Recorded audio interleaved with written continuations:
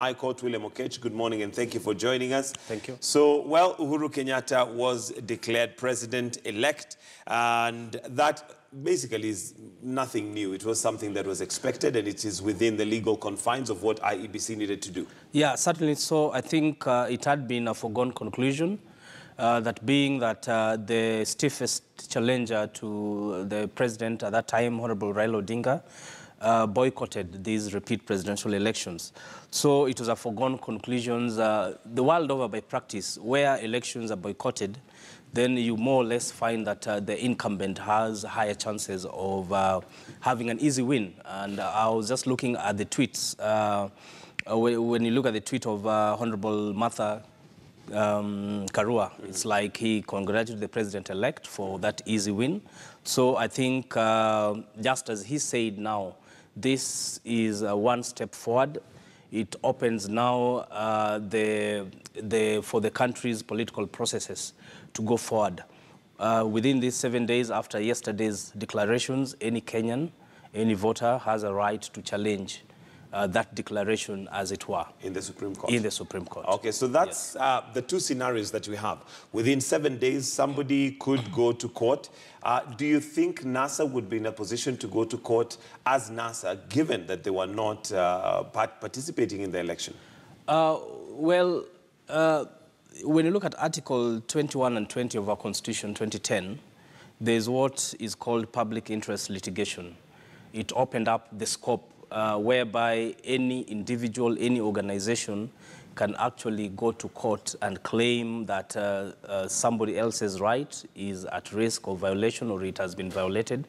So NASA in itself may not necessarily go to court, being that its candidate did not participate in that election. But as it happens, any voter, being that you are aligned to NASA or any independent voter, may go to court to petition that declaration on behalf of NASA or on behalf of himself and other voters. Oh. Yeah, being that you saw that the election, there was a return of the election in the 4 counties where the elections did not proceed. So I'm likely predicting a situation whereby a voter could certainly go to court and claim that for the rights of those voters who are in those regions and may, for one reason or another, wanted to cast a ballot. That right may have been violated. They do not have that right. So as it stands, anybody can go to court. Anybody could go to court. Yes. All right, and looking at the headlines, of course, it is expected that that's going to basically be a wash on all the headlines. But starting off with the Standard, which says Chebukati declares Uhuru, and that is, of course, as president-elect. And he also gave us the figures on the Standard. You have the figures here. Total vote of 7.4 million is the number of votes that were cast for Uhuru.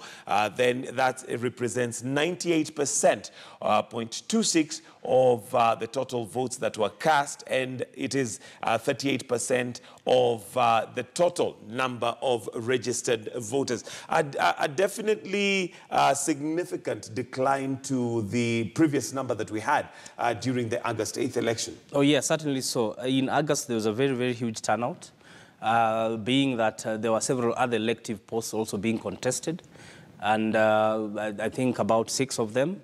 And being that each of those candidates were in a very intense voter get-out mobilization programs, and being that there had been a boycott by one of the leading candidates, it was easily predictable that the turnout is not going to be as high. Fairly low. It will be fairly low.